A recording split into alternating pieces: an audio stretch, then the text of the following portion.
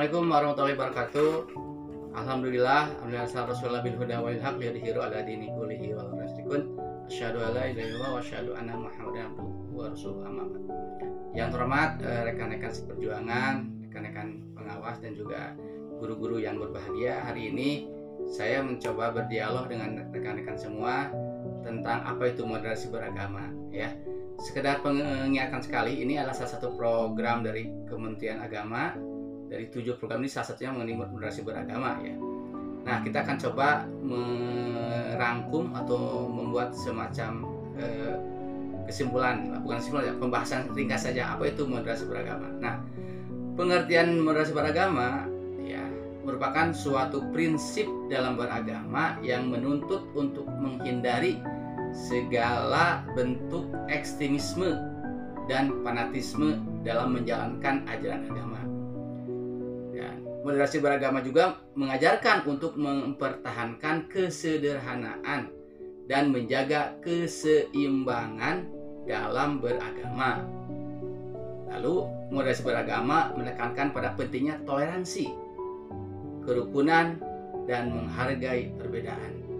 Kemudian apa itu tujuan dari moderasi beragama? Ada beberapa tujuan, ya, saya singkatkan menjadi 3 saja. Ya, pertama, tujuannya menjaga kerukunan dan keharmonisan. Moderasi beragama untuk menjaga kerukunan dan keharmonisan antara sesama umat beragama dan dengan masyarakat lainnya. Dengan menjalankan moderasi beragama, maka akan tercipta suasana yang aman, damai, dan tentram di tengah-tengah masyarakat. Yang kedua, meningkatkan kualitas kehidupan beragama. Moderasi beragama juga bertujuan untuk meningkatkan kualitas kehidupan beragama dengan menghindari segala bentuk ekstremisme dan fanatisme. Maka umat beragama dapat menjalankan ajaran agamanya dengan lebih bijak dan arif, sehingga dapat memberikan dampak positif bagi diri sendiri dan masyarakat. Dan yang terakhir, yang ketiga, menghindari konflik. Nah, menghindari konflik beragama ya juga bertujuan untuk menghindari konflik agama dengan menjalankan moderasi beragama. Maka untuk beragama atau umat beragama dapat menghargai perbedaan dan tidak mudah terprovokasi oleh isu-isu yang dapat menimbulkan konflik. Kemudian apalagi ciri-cirinya? Nah, ciri-ciri dari moderasi beragama itu diantaranya ya saya coba rangkum ada 3 juga. Pertama, toleransi. Ya, toleransi merupakan ciri khas dari moderasi beragama.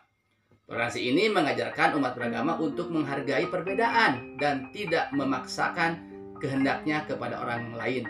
Dengan adanya toleransi, maka akan tercipta kehidupan masyarakat yang harmonis dan damai.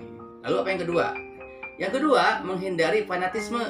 Jadi moderasi beragama juga mengajarkan untuk menghindari fanatisme. Nah, fanatisme ini dapat memicu terjadinya konflik antar umat beragama karena masing-masing pihak merasa paling benar.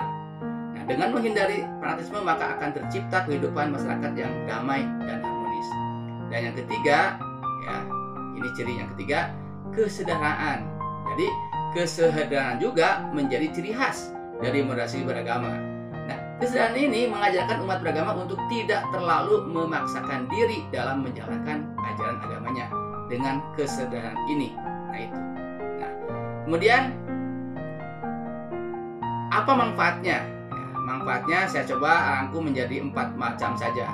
Pertama, akan meningkatkan toleransi antar umat beragama. Jadi antar beragama akan terjadi toleransi. Kedua apa? Membantu menjaga keseimbangan dalam beragama. Jadi ada keseimbangan, ya, tidak superioritas. Kemudian ketiga, meningkatkan kepedulian sosial. Jadi kita dengan adanya moderasi akan ada kepedulian sosial. Dan yang keempat, menjaga harmonisasi dalam keluarga. Nah, lalu bagaimana cara mempraktekannya moderasi beragama? Banyak sebenarnya cara-caranya. Saya rangkum menjadi 5 saja. Ya. Pertama, menghargai perbedaan. Ini pokok penting dalam moderasi beragama. Jadi pertama harus menghargai perbedaan. Ini sesuatu yang mutlak. Yang kedua apa? Menjaga keseimbangan. Ini juga kita harus seimbang, keadilan artinya. Dan yang ketiga, mencari informasi yang benar. Jadi ketika ada berita yang kita terima, jangan langsung di-share atau langsung percaya, tapi betul tidak kepada sumber-sumber yang dipercaya. Itu menjaga keseimbangan. Yang ketiga, mencari informasi yang benar ya. Jangan sampai kita mencari informasi yang salah itu. Keempat, menghindari ekstremisme. ini juga berarti menghindari ekstremisme, artinya kita harus menghindari tindakan atau pandangan yang mengancam keamanan dan stabilitas sosial. Dan kita harus memahami bahwa setiap agama atau keyakinan memiliki prinsip-prinsip yang mengajarkan perbedaan dan perdamaian, juga kebaikan. Dan yang terakhir, caranya menjalin hubungan yang baik dengan orang lain.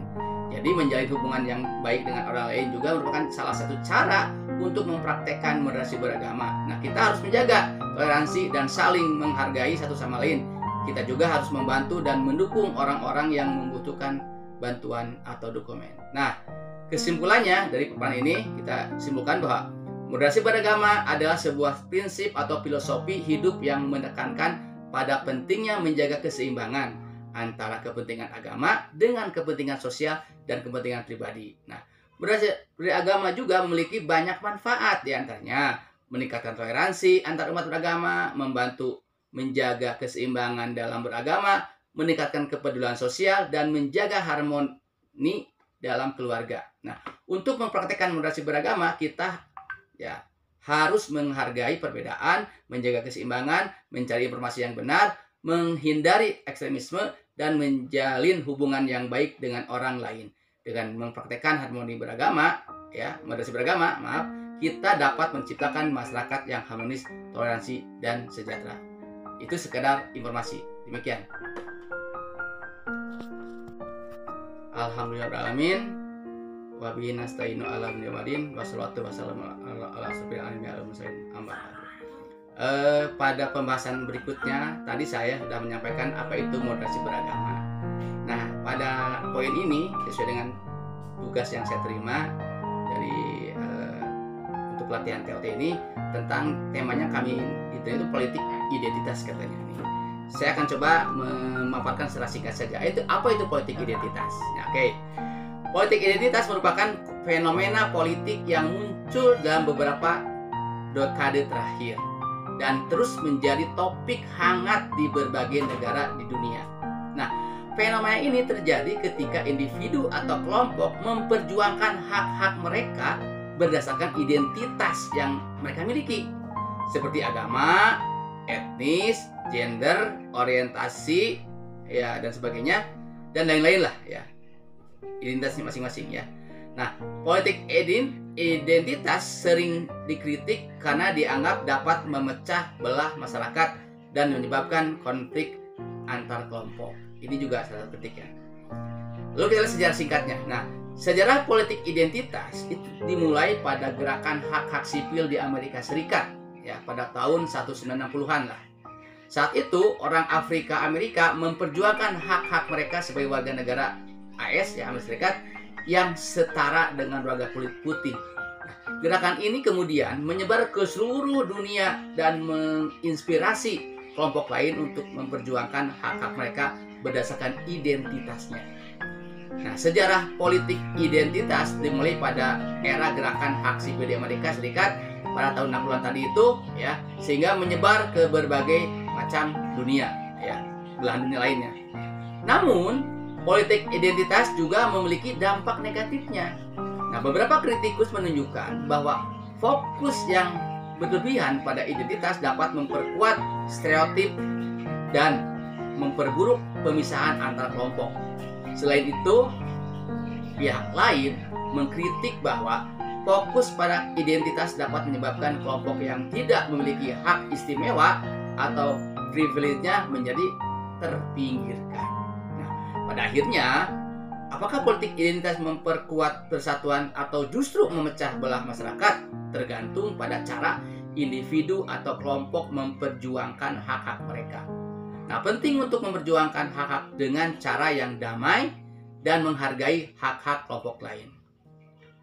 Nah, kemudian bagaimana pengertian politik identitas di Indonesia?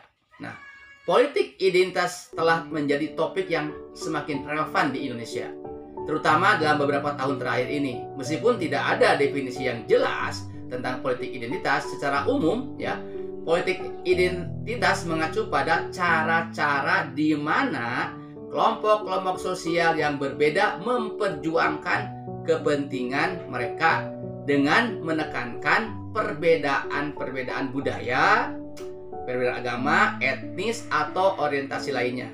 Nah, politik identitas telah menjadi strategi yang sering digunakan oleh partai politik, tentunya gerakan sosial dan kelompok kepentingan lainnya untuk memperoleh dukungan dan kelompok-kelompok tertentu misalnya. Kemudian di Indonesia juga politik identitas telah menjadi semakin penting sejak tahun 1998 ya, era reformasi itu. Setelah runtuhnya rezim Soeharto atau Orde Baru, sejak saat itu kelompok-kelompok yang sebelumnya tidak memiliki suara atau pengaruh politik mulai memperjuangkan hak-hak mereka dengan cara menekankan identitas mereka. Nah, kelompok-kelompok seperti perempuan, minoritas seksual ya, dan pemuda ya telah memperjuangkan hak-hak mereka untuk kampanye-kampanye politik yang menekankan identitas mereka. Kemudian, politik identitas juga telah menjadi topik yang kontroversial di Indonesia, terutama karena banyak orang menganggapnya sebagai ancaman bagi kestabilan nasional. Beberapa orang khawatir bahwa politik identitas dapat memecah belah masyarakat Indonesia dan menyebabkan konflik antar kelompok. Nah, kesimpulannya apa? Kesimpulannya, politik identitas di Indonesia masih menjadi topik yang kontroversial dan kompleks. Meskipun banyak orang khawatir bahwa politik identitas dapat memecah belah masyarakat Indonesia, namun kelompok-kelompok yang sebelumnya tidak memiliki suara atau pengaruh politik telah dapat memperjuangkan hak-hak mereka melalui kampanye-kampanye politik yang menekankan identitas mereka. Untuk memahami politik identitas Indonesia, kita harus terus membaca dan belajar berbagai sumber. Nah, ini sebagai pengantar diskusi saja. Mudah-mudahan ini ada manfaatnya. Ini ada hubungan dengan bagaimana politik identitas dengan hubungannya dengan moderasi beragama. Ini salah satu topik yang sangat relevan untuk dibahas. Demikian, Assalamualaikum warahmatullahi wabarakatuh.